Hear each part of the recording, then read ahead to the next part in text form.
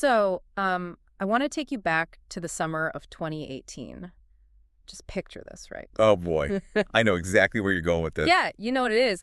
A 20-year-old YouTuber decides to throw, this massive convention in Anaheim, California. Right across the street from the official industry convention, if I remember correctly. Exactly. And it was so fundamentally mismanaged, I mean, just totally botched, that the police literally had to shut it down for severe safety hazards. Right, like people were genuinely in danger. Yeah. Thousands of fans were just left stranded out in the scorching sun for hours. No food, no water. Even the VIP ticket holders, the ones who paid extra, they were just trapped in these overflowing hallways. It was a complete disaster. A total disaster. And, by all traditional public relations rules, the creator behind this fiasco, she should have been professionally ruined. Oh, absolutely done. Right. Her career should have just been over before she was even old enough to drink. But instead, that entire disaster actually cemented her as one of the most lucrative, untouchable figures on the internet. Which is just wild. Because it completely inverts the standard corporate crisis playbook. It really does. I mean, in the traditional business world, you survive by relying on this rigid structure, right? You have human resources, you have risk management, you focus on calculated brand safety. Right. You minimize liability at all costs. Exactly. You clock in, protect the corporate image, and go home. But the influencer economy, it operates on a completely different gravitational pull. Totally different. We're looking at a professional landscape where chaos isn't actually a liability. Chaos is like the commodity itself. The actual product they're selling. Exactly. Well, welcome to the deep dive. Today we are taking you behind the curtain to examine the exact mechanics of how internet chaos became a literal multi-million-dollar business model. It's such a fascinating juxtaposition to explore. It really is. Because on one side, you have this unapologetically messy, drama-fueled world of creators. And we're going to look really closely at the internet's favorite chaos queen, Tana Mongeau, as our ultimate case study today. She really is the perfect example for this. Spot on. And then on the other side of that, you have this cold, highly calculated algorithmic machine of YouTube, which, actually dictates the livelihoods of all these creators. This is a machine running behind the scenes. Right. So we are unpacking a massive stack of materials today for you. We've got everything from dense sociological theories on precarious labor to a literal 15-step marketing teardown of Tana's brand. Yeah. And we also dive into raw Reddit threads and actual transcripts of creators confronting the CEO of YouTube. It's a lot of ground to cover. It is, but it's crucial. Because, we might just open the app and consume this content as free, disposable entertainment. Just scrolling while eating lunch, right? Exactly. But what we're actually witnessing is a highly structured, fiercely competitive, and honestly, often deeply exploitative labor market. Yeah. And it's all just hidden behind a ring light. So our mission today is to dissect the business, the psychology, and the algorithmic architecture that makes professional internet fame possible. So to really understand how someone can actually monetize a disaster, I think we have to look at the baseline expectations that the audience even has for these creators. Yeah, the foundational relationship. Because, we aren't demanding the same things from YouTubers that we demand from A-list movie stars, right? Not at all. Sure. It's a completely different set of rules. And the academic research in our sources actually traces this back to something called the demotic turn. The demotic turn. Break that down for us. So the demotic turn is this really crucial framework for understanding modern media. It's a concept that tracks a massive shift that started basically in the late 1990s. Okay, so pre-YouTube. Right, way before YouTube. Before this shift, the media landscape was dominated by highly trained, heavily polished, completely inaccessible Hollywood elites. Untouchable celebrities. Exactly. But then you see the explosion of reality television. Shows like The Real World or The Bachelor or Rock of Love. Oh man, Rock of Love, peak television right there. I mean, it really was. And suddenly, because of these shows, average, everyday people began occupying these celebrity-like positions in the culture. The barrier to entry just plummeted. Exactly. The primary appeal was no longer immense, trained talent, or unattainable glamour. The appeal was suddenly relatability. I see. And, early YouTube essentially just took that reality TV premise, stripped away all the network executives, and just put it on steroids. That's a great way to describe it. Because the entire platform was built on this premise of unpolished authenticity. I mean, you didn't have professional lighting rigs or scriptwriters back then. No, not at all. You were literally watching a grainy video of a kid in their parents' basement just making raunchy jokes. Right. But as the platform became commercialized, that raw, unpolished kid in the basement evolved.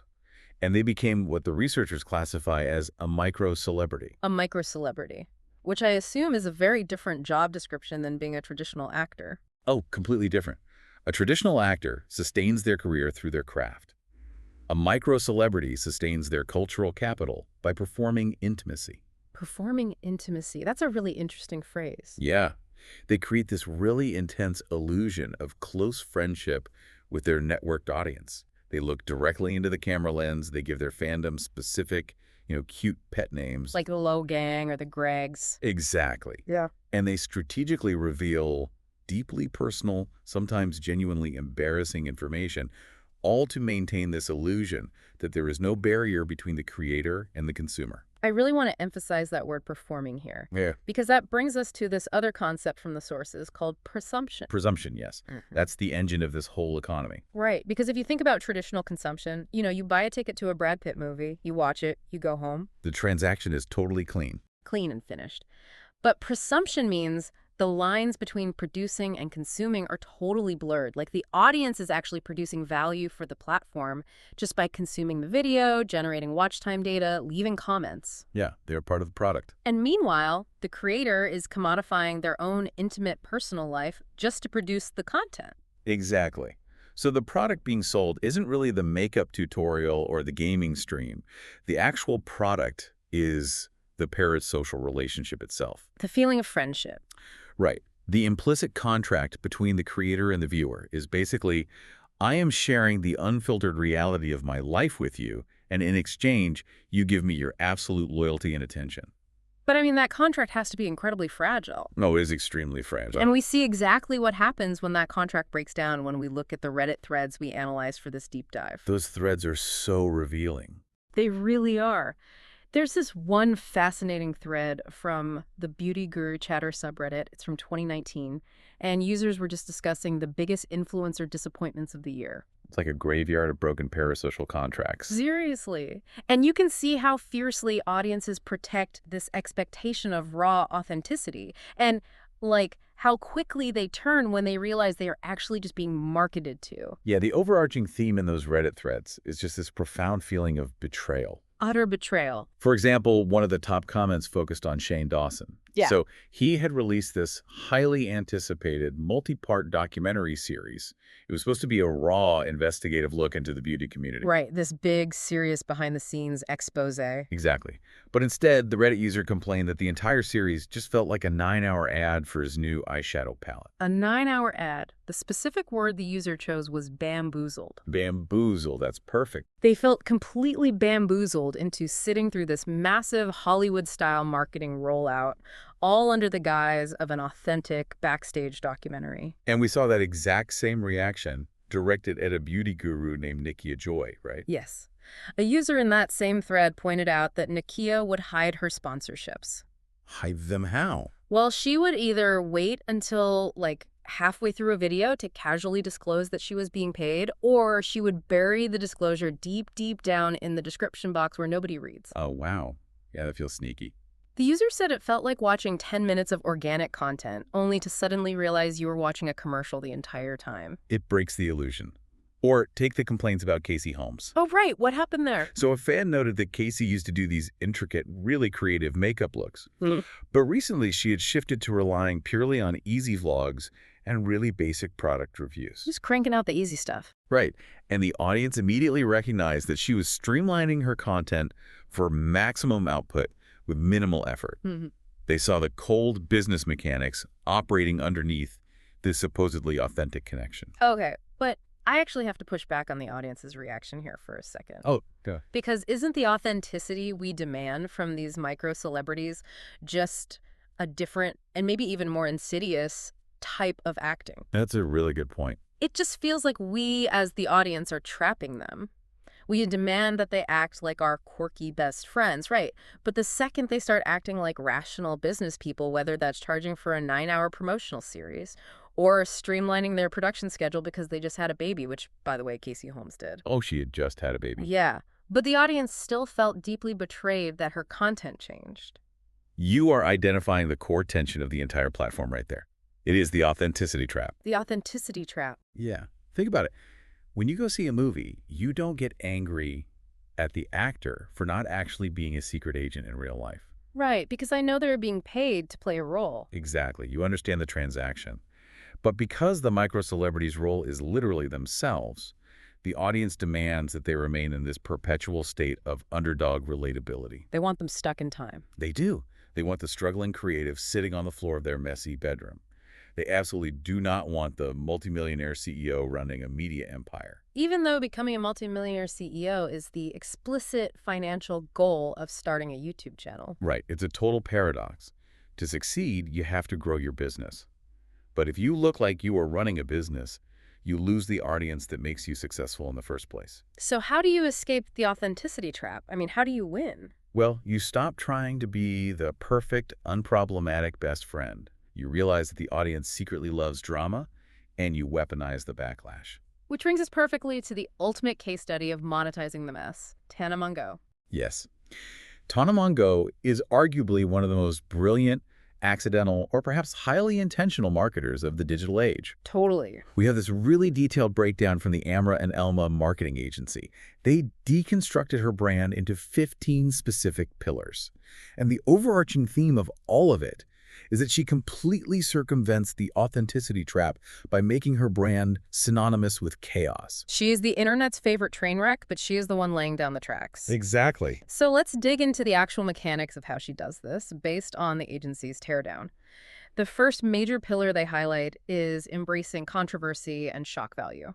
Which is the opposite of what you're supposed to do. Right. Traditional influencers are terrified of controversy. They spend thousands of dollars on PR teams to sanitize their image because they are terrified of losing brand deals. They want to be squeaky clean. But Tana operates on the exact opposite logic.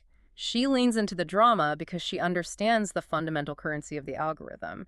Negative attention still counts as engagement. A click is a click. The agency report highlights that she uses shock value to keep her audience constantly off balance. Her content is inherently unpredictable. You never know what she's going to do next. Right. But it's vital to understand that it's not just random, unstructured noise. And that brings us to the second pillar, her mastery of storytelling. Because she cut her teeth on YouTube doing those storytime videos. Yes. She possesses this really unique ability to take everyday, messy experiences, like a terrible date, a feud with a friend, or getting kicked out of a party. Normal, chaotic teenager stuff. Exactly. But she takes that and structures it into highly engaging, suspenseful narratives. She builds this deep emotional connection by making the viewer feel like they're riding shotgun in her chaotic life, which directly feeds into the third pillar, creating her own reality. She doesn't wait for a network. No, she has basically been starring in a decade-long reality television show where she is simultaneously the writer, the director, the lead actress, and her own harshest critic. She broadcasts the soap opera of her life in real time. And because she broadcasts it in real time, she leverages the fourth and, honestly, perhaps most potent pillar, FOMO, the fear of missing out. Oh, FOMO is huge for her brand. She turns her life into an ongoing cultural event.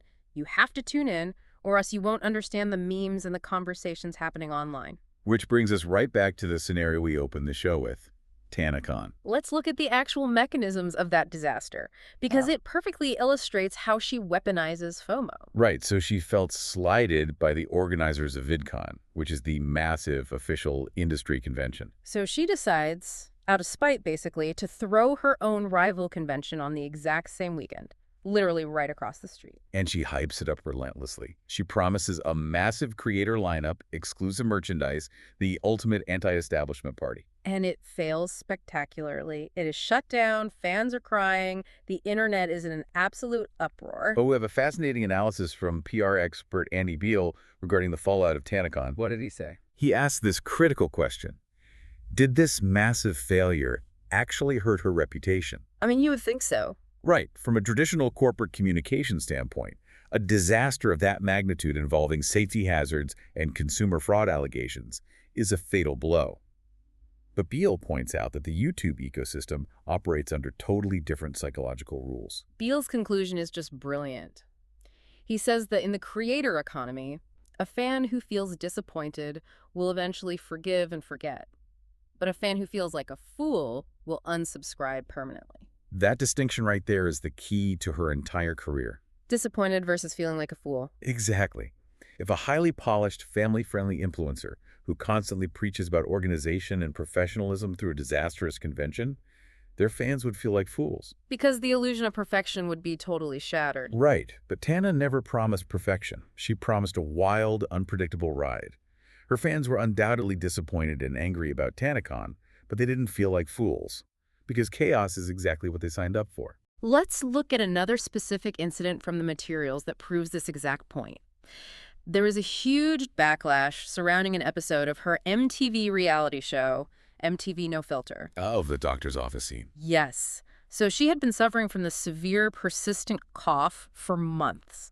So her manager, Jordan Warona, finally drags her to a pulmonologist. He was genuinely just worried about her. Exactly. And the doctor diagnoses her with asthma. And how does she react? She immediately starts cracking jokes with her friends and proudly declares on camera that she is absolutely not going to stop smoking weed. Not only that, but the footage showed her being incredibly uncooperative in the actual doctor's office. Oh, yeah, she was terrible. She was complaining that the blood pressure cuff was too tight, acting super stressed, and just demanding to leave, which visibly frustrated her manager, who was, just trying to look out for her health. We looked at the media coverage from Cosmopolitan detailing the audience's reaction to this episode, and the comments were brutal. They really were. Viewers were flooding the section, calling her spoiled, entitled, and pathetic. People were furious that she was blatantly ignoring a medical professional and seemingly making a huge joke out of a chronic illness, while her manager Jordan was just trying to help her.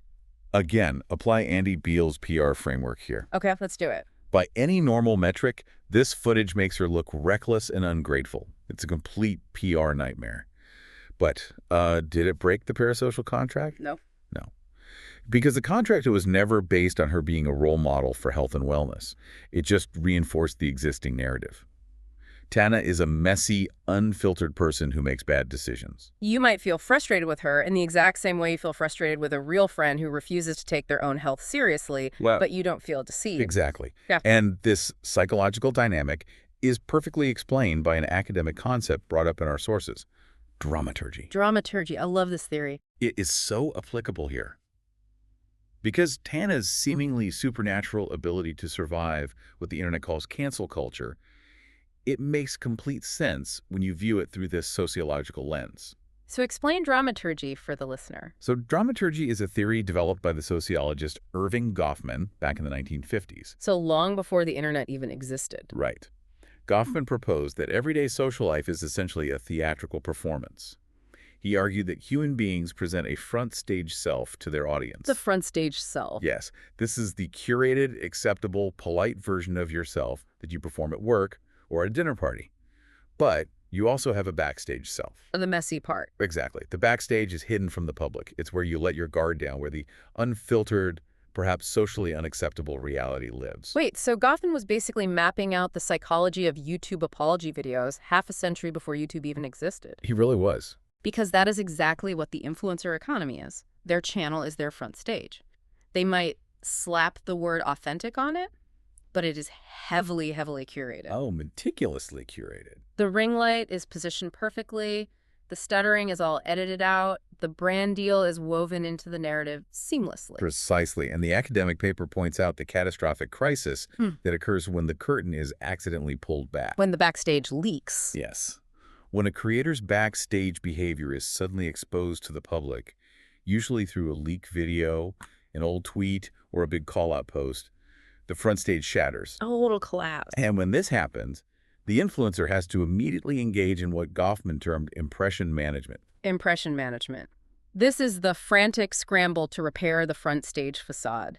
And we all know exactly what this looks like today. We've seen it 100 times. It's the creator sitting on the floor of their bedroom in a gray hoodie, sighing deeply into the camera without any makeup on. It's the PR drafted notes app apology posted to Twitter. Right. It's the inevitable announcement that they are, quote, taking time offline to listen, learn, and focus on mental health. Exactly. And the researchers highlight The infamous 2019 drama between beauty gurus James Charles and Patty Westbrook as a literal textbook example of this mechanism failing in real time. Oh man, Dramageddon. Yes.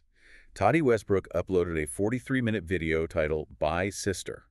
And in it, she methodically exposed what she claimed was James Charles's backstage behavior. She accused him of being an egotistical, predatory figure who used his wealth and status to manipulate people behind the scenes. And the fallout from that exposure was unprecedented.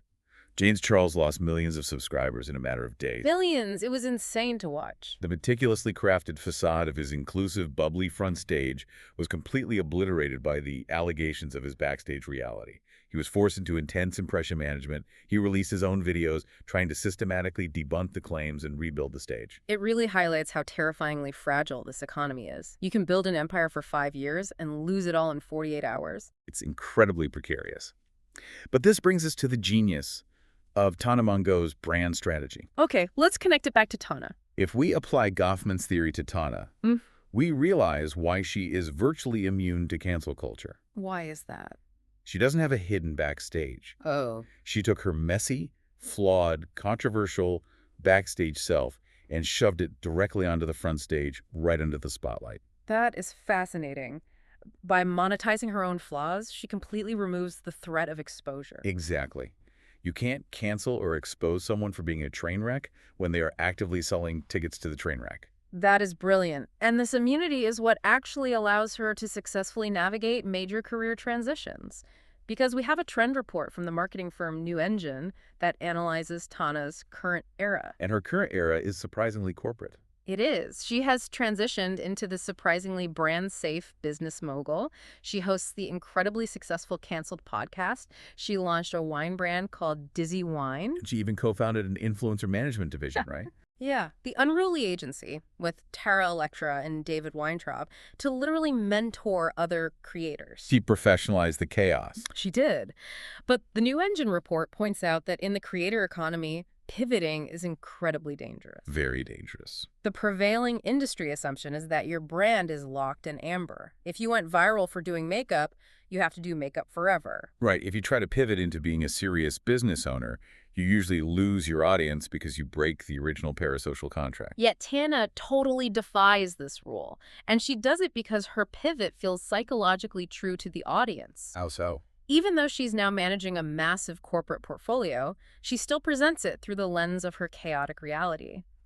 Audiences will happily follow a creator through a massive evolution as long as the evolution feels like an authentic continuation of their story rather than a sterile, market-tested corporate rebrand. That makes perfect sense. So Tana figured out how to outsmart the audience's expectations and beat the authenticity trap. She won the game. But she's still playing at a casino where she doesn't own the tables. Oh, right. While some creators manage to hack the culture, the academic paper reveals that the underlying system itself, the actual platform infrastructure, is incredibly hostile and unforgiving to the vast majority of the workforce. Yeah, we have to pull the lens back and look at YouTube itself. Right.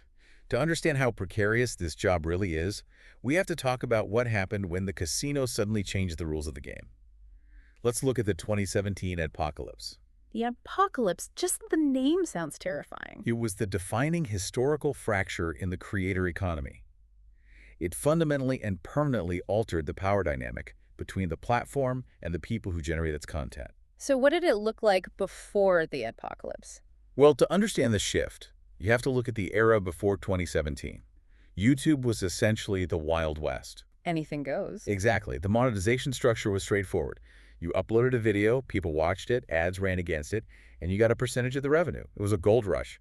But then, the biggest creator on the entire platform triggered a systemic collapse. Yes. Felix Kjellberg, known online as PewDiePie, made a catastrophic misstep. What happened? PewDiePie had built his massive audience on edgy, often crude humor. But he took it way too far. He used a freelance website called Fiverr to pay two men in a developing nation to hold up a sign displaying an explicitly anti-Semitic message. Wow. He later claimed he was doing it as a satirical experiment to see what people on the internet would do for money. But honestly, the context didn't matter. The video went live. And traditional media immediately caught wind of it. The Wall Street Journal published a massive expose. And that changed everything. Suddenly, multinational corporate advertisers, we're talking companies like Coca-Cola, AT&T, Procter and Gamble, they woke up to a terrifying reality. A PR nightmare for them. Right. They realized that their carefully managed, family-friendly commercials were being served via these automated algorithms directly alongside hate speech, profanity, and deeply controversial content. The advertisers completely panicked. They revolted. Major brands pulled millions and millions of dollars in advertising spend off the platform basically overnight. Which triggered an existential crisis at YouTube headquarters. Of course. So to stop the bleeding, YouTube completely overhauled its monetization algorithm in the blink of an eye. They implemented incredibly strict automated bots to scan and demonetize any video that wasn't deemed perfectly advertiser-friendly. And this brings into sharp focus the concept of precarity, which is a major focus of the academic analysis we are examining. Explain precarity for us. Precarity refers to an inherently unstable, uncertain working environment where labor is exploited and the worker has absolutely zero structural protection. No safety net. None. When the apocalypse hit, independent creators woke up to find their entire back catalog of videos demonetized. Their monthly income vanished into thin air without warning and without recourse. I really want to emphasize what presumption looks like under these specific conditions, because we talked about presumption earlier as the audience and creator blurring lines, right? Yeah. Right. But the academic paper details how presumption also blurs the lines between work and leisure to the extreme benefit of the platform. Creators are working insane, grueling hours, scripting, filming, editing, engaging with comments, and they are doing it entirely for free. Just hoping to get paid. Exactly. They are producing massive amounts of content in the mere hope that the black box algorithm will eventually decide to serve ads on it. The paper describes this dynamic as a pleasure-pain axis. Pleasure-pain axis. Yeah. On one side, you have the immense pleasure of creative autonomy working for yourself and the lottery ticket potential for massive wealth. The dream of being a YouTuber. Right. But on the other side of the axis, you have chronic anxiety, severe burnout, and a complete lack of job security. Because there is no union. Exactly. There is no HR department to appeal to when a machine learning bot suddenly decides your content is no longer brand safe. You, the creator, bear all the risk, but the platform reaps all the reward. To make this reality really concrete, the researchers included a quote from Philip DeFranco. He is a really prominent news commentator on the platform, and he was speaking during the absolute height of the apocalypse. He took a huge hit, didn't he? He lost 80% of his ad revenue almost immediately. And how did he describe navigating that environment? He said, quote, "You gotta treat it like you were walking over a frozen lake and it's got cracks in it." A frozen lake with cracks in it. That is terrifying. Think about how scary that is. Imagine going to sleep and waking up to find your salary has been slashed by 80%. Not because of anything you did, but because someone else on the platform made a bad joke and a robot decided your new show was suddenly too risky for a soap commercial. It's completely out of your control. DeFranco pointed out that this precarity forced creators to aggressively diversify. It actually birthed the modern creator economy infrastructure. Creators started relying on selling merchandise, launching Patreon accounts for direct fan funding, and scrambling to secure direct in-video brand sponsorships just to survive. But, the academic source makes a very pointed argument here. This precarity, this frozen lake with cracks in it, isn't just an accidental byproduct of a clumsy algorithm. What is it then? The researchers argue that it is a deliberate feature of how YouTube's executive leadership chooses to govern its workforce. A deliberate feature. And they proved this by analyzing 3 specific on-camera interviews between major YouTubers and Susan Wojcicki, who was the CEO of YouTube at the time. This section of the deep dive is incredible. It is, because you rarely get to see the laborers directly interrogate the owner of the factory on camera. The researcher actually frames these interactions as a modern-day class struggle. You have the working-class creator, the proletariat, confronting the platform owner, the bourgeoisie. Let's start with the first interview, featuring Matthew Patrick, better known as Matt Pat from the channel Game Theory. So if you watch the footage, the dynamic is immediately tense. Matt Pat takes this very aggressive, highly frustrated tone. He isn't pulling punches at all. He goes right after her. He directly confronts Wojcicki, asking her why native creators feel like second-class citizens on their own platform. He specifically points out that gaming creators are operating inside a black box. They want to play by the rules, they want to create brand-safe content, but YouTube categorically refuses to tell them what the rules actually are. Leaving them to just blindly guess what will trigger demonetization. Right. And MatPat corners her on a very specific double standard regarding platform verification. Oh, this part was so telling. He points out that a native creator has to grind for years, hitting strict subscriber milestones, like 100,000 subscribers, just to get a verification badge to prove they are real. But a traditional celebrity. Exactly. But a traditional celebrity like Billie Eilish can join the platform and get handed a verification badge on day one without uploading a single video. It definitively proves that the platform values traditional Hollywood hierarchy over its own native workforce. And Wojcicki's rhetorical strategy in this interview is a masterclass in corporate diplomacy and deflection. How does she handle it? Initially, she gets very defensive and tries to deny that a double standard even exists, claiming that the verification process is the same way for everyone. But MatPat doesn't let it go. No. When MatPat refuses to back down and presses her on the Billie Eilish example, she becomes noticeably flustered. She eventually has to concede that, yes, the platform makes exceptions for established mainstream celebrities. The researcher notes how frequently she talks in circles during this interview. Whenever MatPat asks for systemic accountability, like why the algorithm forces gaming creators to play the exact same trending games over and over just to survive, Wojcicki deflects the blame entirely away from the company. Where does she put the blame? She essentially blames the viewers. She says the algorithm merely reflects what the audience wants to click on, and then she blames the advertisers, saying they're the ones who dictate what gets monetized. It's a brilliant, albeit frustrating corporate maneuver. Very frustrating. By framing YouTube as merely a neutral technological intermediary, just a passive mirror reflecting the free market of viewer demand and advertiser supply, she strips the creator of any agency while absolving the platform of any responsibility. The house always wins, and if you lose, it's just the market's fault. Exactly. Now, contrast MatPat's aggressive adversarial approach with the second interview we looked at, which was conducted by Hank Green. Hank Green, he is one of the oldest and most respected educators on the platform. And his approach is highly cooperative. He actually uses a fascinating analogy during the interview. He likens YouTube to a government, and he frames the 45% cut of ad revenue that YouTube takes from creators as taxes. Taxes, that's a clever way to phrase it. Hank acknowledges the tension, but he tries to frame the relationship as a reciprocal social contract. You pay taxes, and in return, the government provides infrastructure and support. And he uses this framing to pitch a massive systemic policy change, doesn't he? He does. He suggests what he calls a creator stimulus. A creator stimulus? He argues that instead of YouTube spending millions of dollars funding massive Hollywood production companies or paying top-tier stars to make YouTube originals, the platform should take that money and invest it directly into middle-class creators. His argument makes so much sense from a community-building perspective. Yeah.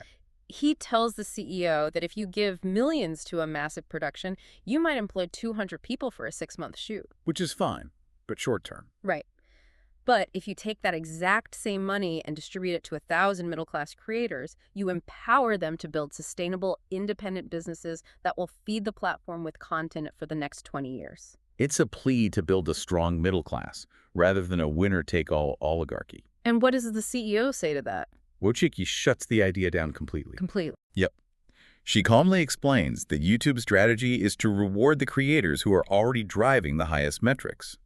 She views platform support and funding not as a structural right or a safety net for the struggling working class, but as a privilege earned only by the absolute top percentile of creators who are already generating massive profits for the company's bottom line. Okay, I have to jump in here. Because listening to these two interviews back-to-back exposes a massive contradiction in how the platform operates. What do you mean? It's like YouTube demands the loyalty and the hustle of a scrappy tech startup. They want you to grind, work 80 hours a week for free, and commodify your authentic life for the community. Right. The passion project narrative. But the absolute second a creator asks for startup benefits like equity, a safety net, or Hank's creator stimulus, the platform suddenly pivots and acts like a ruthless legacy Wall Street monopoly focused purely on quarterly earnings and advertiser appeasement. That is the exact paradox of the gig economy applied to media. They leverage the passion of the creator to build an infinite inventory of content, but they govern that inventory with the cold, unforgiving calculus of a traditional corporation. And this brings us to what I think is the most disturbing part of the academic analysis, because this cold corporate calculus doesn't just result in middle-class creators losing their ad revenue. It actually results in the active algorithmic suppression of marginalized voices. Yes. This is highlighted in the third CEO interview we looked at, which was conducted by Eugene Lee Yang from the Try Guys. Tell us about Eugene's approach. Eugene's interview is unique because he doesn't just bring anecdotal frustration like the others. He confronts Wojcicki with hard empirical data regarding algorithmic inequality. He cites a major study conducted by Vox Media that investigated the demonetization of LGBTQ+ creators on the platform. Now, just to be very clear to the listener, we are going to impartially report the findings of this study exactly as they are cited in our source materials. We aren't taking sides. We are just trying to understand the mechanics of how these bots actually operate based on the data provided. Right. So the researchers at Vox ran extensive tests on YouTube's automated demonetization systems. They found that simply including words like gay or lesbian in the title of a video automatically triggered the bots to pull advertising. Automatically. Automatically. Yeah. The study revealed that a full one-third of the video titles, specifically tested for queer terminology, triggered the natural language processing bots to flag the content as not brand safe. Meaning the revenue is instantly cut off. Instantly. But here's where the mechanics of the algorithm become really clear. The researchers found that if they took those exact same videos and simply replaced the words gay or lesbian with words like friend or happy, the videos were immediately approved for full monetization. So the video content itself didn't change, just the title. Exactly, just the vocabulary. Think about the underlying mechanism of why that happens. Because the bots aren't sentient, right? They are trained on risk matrices provided by advertisers. Right, they are just following programming. The academic researcher argues that this data serves as concrete evidence that the platform's back-end infrastructure covertly prioritizes the comfort of conservative advertisers who may flag LGBTQ+ keywords as controversial or risky, all while the platform's front-facing PR department publicly claims to support diverse creators during Pride Month. It's a huge disconnect between public relations and back-end programming. And when presented with this data, Wojcicki's response was, again, corporate diplomacy. What did she say? She offered empathy. She shared a personal anecdote about recently attending a GLAD event, and she reiterated that YouTube deeply values diverse perspectives and truly wants the LGBTQ+ community to feel safe on the platform. But I mean, empathy from a CEO doesn't pay the rent. Exactly. The academic source notes that she completely failed to offer a systemic solution. She didn't explain why the natural language processing bots were trained that way to begin with, nor did she commit to a concrete timeline to rewrite the algorithmic filters. So the researcher concludes that this interaction definitively proves that when forced to choose, the platform will always prioritize advertiser comfort and corporate profit over the marginalized people actually generating the content. It creates an impossible dystopian ultimatum for the creator. If the machine learning algorithm is literally trained to suppress the vocabulary of your identity because it deems it a financial risk to advertisers, what do? It's a terrible choice. You either censor your own identity to survive financially, or you speak your truth and accept that you will be forced to work for free. It is a brutal, precarious reality. But just as creators are figuring out how to survive this YouTube algorithm, the ground is shifting beneath them once again. A massive shift is coming. Our final source document points out that we are moving beyond traditional search algorithms into a completely new, uncharted era, the era of artificial intelligence and answer engine optimization. This is a critical technological evolution detailed in the New Engine Trend Report. The fundamental way everyday people find information on the internet is changing. How so? For 2 decades, we relied on traditional search engines. You type a query into Google, and you get a page of blue links. But that model is dying. AI engines like ChatGPT, Perplexity, and Google's own AI overviews are replacing traditional search. Right. Instead of giving you links to read, the AI synthesizes the information and just gives you the answer directly. The report projects a staggering statistic. Traditional search volume could fall by 25% by the end of 2026. 25%? That's massive. It is. Think about your own habits. If I want to know if a new camera lens is worth buying, I don't necessarily want to scroll through a 10-page blog post filled with ads anymore. I just ask an AI to summarize the consensus for me. But we have to look at the mechanics of how the AI actually forms that consensus. Because an LLM, a large language model, doesn't actually have an opinion. Right, doesn't know anything on its own. It needs credibility signals. It has to scrape trusted, high-engagement sources across the internet to formulate its answer. And right now, what is the most data-rich, authentic-sounding signal on the internet? It's creator content. Specifically, long-form video transcripts on YouTube. And this is what the industry is calling AEO, Answer Engine Optimization. Brands are realizing that if they want ChatGPT to recommend their product to a user, they can't just buy a banner ad anymore. Banner ads won't work on ChatGPT. Exactly. They have to ensure that hundreds of influencers are talking positively about their product on video because the AI is literally scraping those video transcripts to determine sentiment analysis. And this brings us full circle, right back to where we started with Tana Mongeau. Well, the influencers who are going to survive this terrifying, precarious transition aren't just the ones who make funny videos. The survivors are the ones who can transition from being chaotic entertainers into becoming foundational data nodes. AI engines are desperate for strong, highly engaged, culturally relevant content to scrape.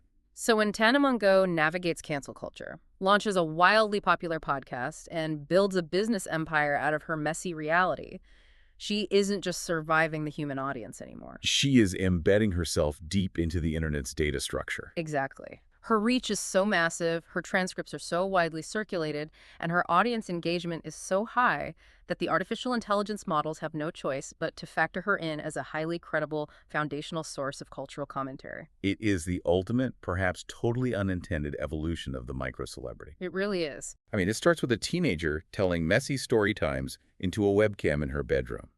It evolves into a precarious worker battling the apocalypse and corporate algorithms. And it culminates in that creator becoming a foundational data node, shaping the literal answers that artificial intelligence feeds to the rest of the world.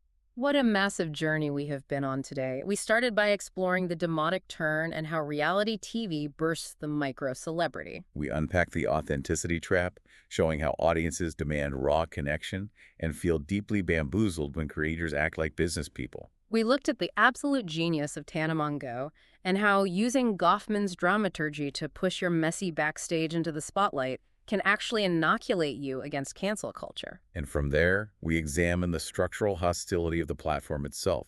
We detailed the 2017 adpocalypse and the resulting precarity that forces creators to walk on a frozen lake with cracks in it. We analyzed the corporate diplomacy of YouTube's leadership, dodging demands for equity and allowing bots to suppress marginalized voices in the name of advertiser safety. And finally, we looked ahead to the impending reality of answer engine optimization, where surviving creators are being transformed into massive data nodes for AI search. Which leaves us with a final, provocative thought to consider. Yeah, as artificial intelligence becomes increasingly sophisticated as it begins to scrape, synthesize, and summarize video content for the average user, what happens to the authentic messiness of creators like Tana? That is the million-dollar question. Will the AI sentiment analysis algorithms recognize and reward that chaos because it generates human engagement?